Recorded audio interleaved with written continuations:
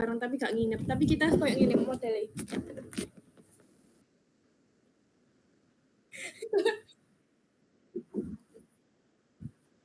Gak mau no, aku guys satu orang ya wis kayak kamarnya anak-anak bisa lebih ngatus itu.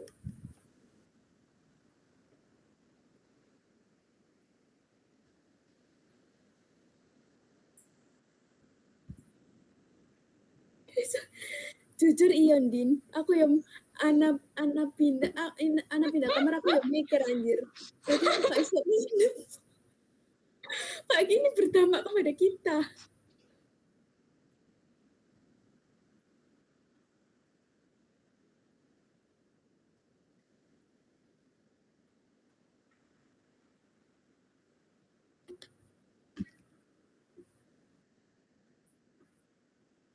Iya iya. Tapi kan kita bertiga ya mean, berdua tok. Terus mana no? Aku mari ngabari aku mikir, aku si pindah tuh gak yo, aku dapetin. Demi Allah iya, demi Allah kayak aku mikir aku turun kon ibuku sisan kan, awakmu pindah. Tapi gak ya bisa pindah itu aku nek misal di kosmu, kok bisa mulai bengi-bengi.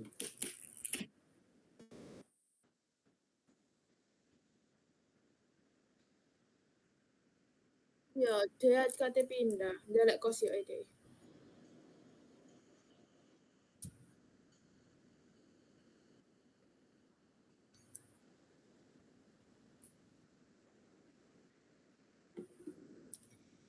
Tepuk sakinah berpasangan. Aku siapa lagi? Karin delek calon nih. Ayo, start. Nyala mikrofon. Assalamualaikum warahmatullahi wabarakatuh. Din baleni Din. Ini temen. Iki wis temen ayo cok guyu gak mari-mari.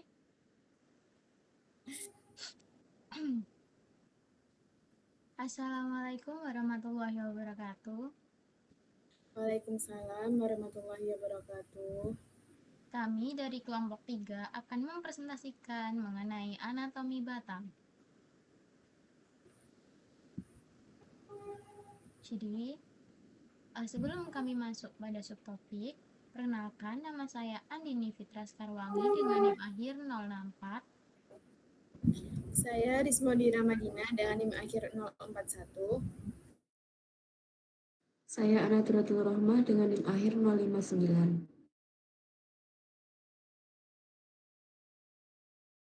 Jadi pada pertemuan presentasi ini ada beberapa subtopik pembahasan diantaranya batang dan karakteristiknya, susunan batang, tipe-tipe stele, perbedaan struktur batang, pertumbuhan sekunder batang, berkas pengangkut batang, dan parenkim pada batang.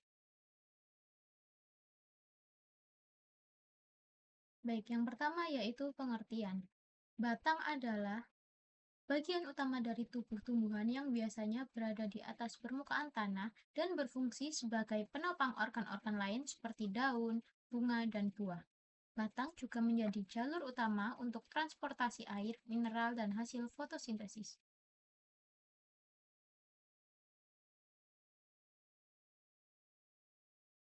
Nah, batang dan karakteristiknya. Batang merupakan sumbu dengan daun yang melekat padanya. Jaringan batang dapat dibedakan menjadi jaringan dermal, jaringan dasar, dan jaringan pembuluh. Next. Struktur batang, di mana struktur batang terdiri dari jenis tanaman yang berbeda memperlihatkan susunan yang berbeda. Misalkan, batang tanaman dikotil berbeda dengan tanaman monokotil, juga dengan tumbuhan konifer.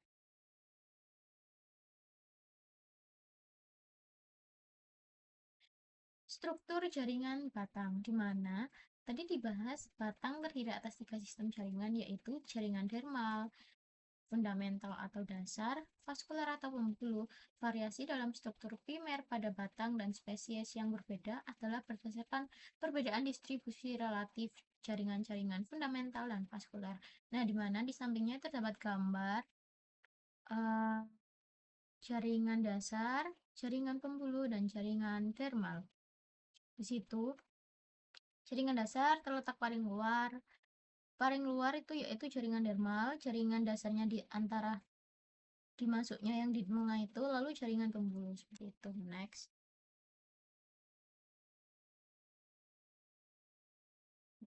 Susunan batang dikotil, di mana di sini ada 3, yaitu dibagi menjadi dermal, crown, vaskular. Di mana pada dermal yaitu termasuk jaringan periderm, pada crown termasuk jaringan cortex atau pit, pada vaskular termasuk silam, terus vaskular cambium, phloem, dan phloem.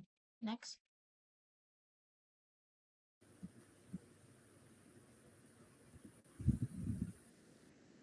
Selanjutnya yaitu susunan batang dikotil yang dimana ada epidermis, korteks, dan stele. Pada batang terdapat 3 daerah pokok yaitu epidermis di paling luar lapisannya. Yang kedua ada korteks yang dimana korteks merupakan jaringan parenkim yang mengisi bagian-bagian isi dari batang. Selanjutnya ada stele.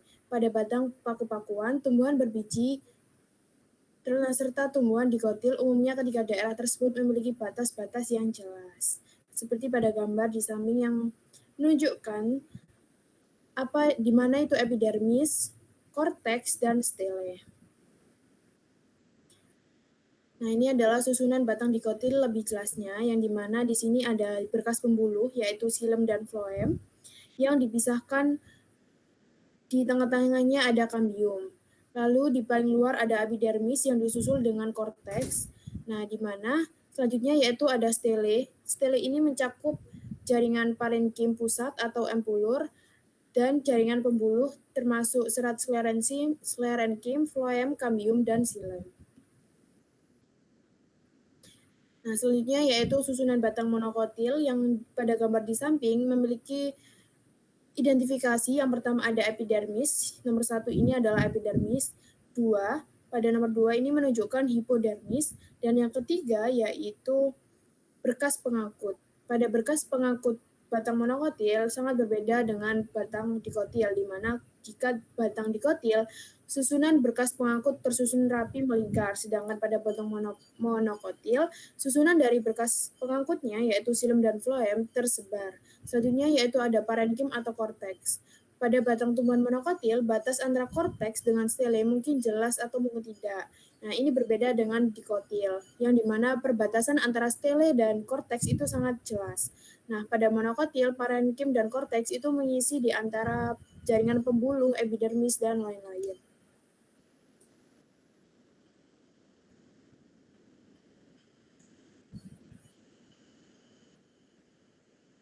Selanjutnya yaitu epidermis.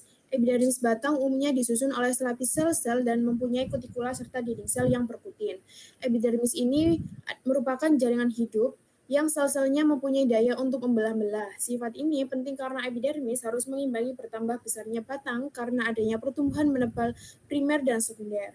Jadi, sebuah tumbuhan mengalami pertumbuhan primer dan sekunder itu diakibatkan oleh pembelahan dari jaringan epidermis itu.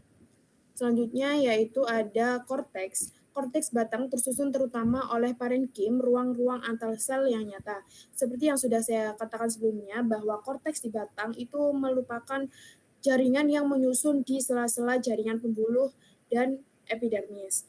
Tetapi kadang-kadang hanya terbatas pada parenkim yang terletak di bagian tengah korteks.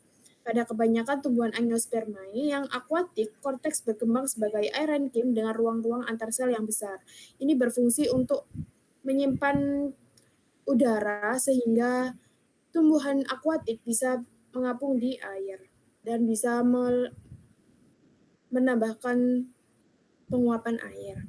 Lalu selanjutnya yaitu ada stele. Stele terdiri dari jaringan atau berkas-berkas pengangkut, empulur, ditambah dengan daerah perikambium dan jari-jari empulur untuk golongan tumbuhan tertentu.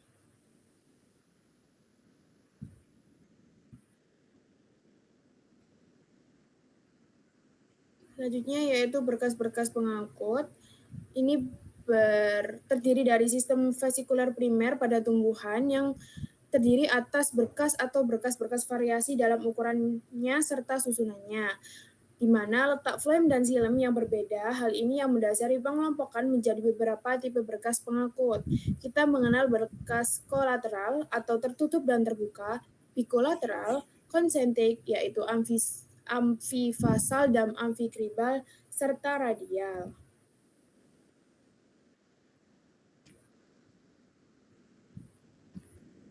Empulur atau medula. Empulur biasanya terdiri atas parenkim, yang mungkin juga mengandung kloroplas walaupun umumnya tidak demikian. Pada banyak batang, bagian tengah empulur rusak selama pertumbuhan batang tersebut. Next.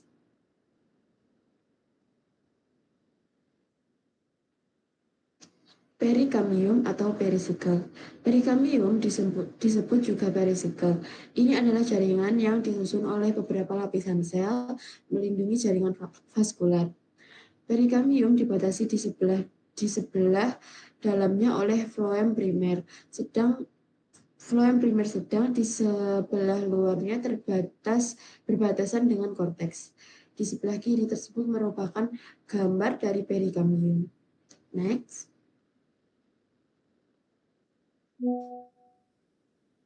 Jari-jari empulur. Jari-jari empulur adalah berupa pita radial terdiri atas sel-sel yang berderet-deret mulai dari empulur sampai dengan floem. Posisi serta sifatnya adalah parenkimatik, menunjukkan seakan-akan merupakan empulur yang meluas radial. Itulah sebabnya jaringan ini disebut jari-jari empulur. Fungsinya adalah melangsungkan pengeliaran makanan ke arah radial.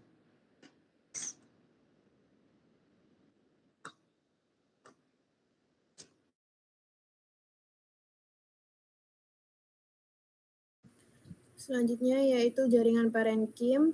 Jaringan parenkim ini juga ditemukan di dalam batang tumbuhan berupa korteks batang yang terletak di lapisan kulit di sekitar batang. Ciri-cirinya pada jaringan parenkim yaitu sel-sel jaringan parenkim memiliki dinding sel yang tipis. Inti sel dalam jaringan parenkim ini cenderung lebih besar dibandingkan dengan sel-sel jaringan lain, dan sel-sel parenkim memiliki kemampuan untuk berubah menjadi berbagai jenis sel sesuai dengan kebutuhan tubuh. Misalnya menjadi kolenkim, sklerenkim, erenkim, dan lain-lain. Nah, ini adalah perbedaan jaringan parenkim pada batang dikotil dan monokotil. Pada daerah yang gambar sebelah kiri ini merupakan sayatan melintang dari batang dikotil, di mana jaringan parenkim itu umumnya menduduki atau terletak di daerah korteks bagian tengah saja. Namun pada monokotil, jaringan parenkim ini menyebar mulai dari tengah bahkan ke samping yang mengisi ruang antar jaringan pembuluh.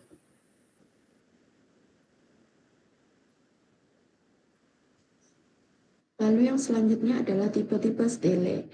Yang pertama, protostele, merupakan tipe stele primitif. Jaringan pengangkut berupa massa yang utuh dan sentral silem secara menyeluruh dilingkungi oleh berkas floem. Lalu yang kedua, siphonostele, merupakan modifikasi protostele oleh adanya empulur di bagian tengahnya yang terdiri atas sel-sel parenkim. Lalu yang ketiga ada solenostele, merupakan modifikasi siphonostele dengan adanya jendela daun. Ialah bagian parenkimatik langsung di atas pembelokan berkas pengangkut yang menuju ke daun. Next. Lalu yang keempat ada dictyostele. Pada siphonostele yang lebih maju pada pteropsida jendela-jendela daun atau overlap menyusuli satu sama lain. Stele semacam ini disebut dictyostele.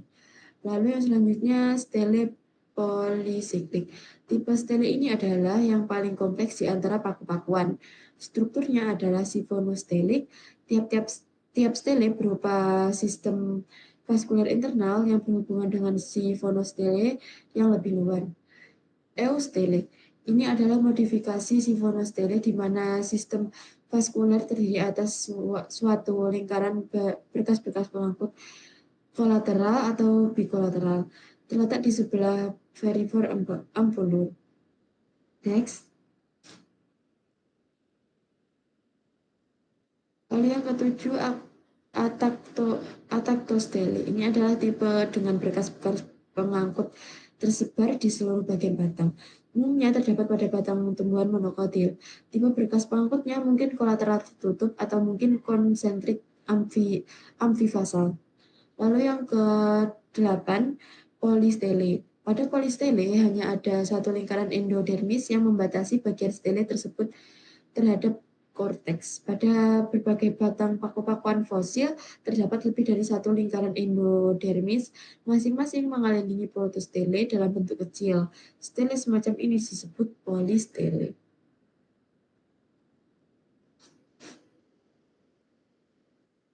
Baik, terima kasih terkait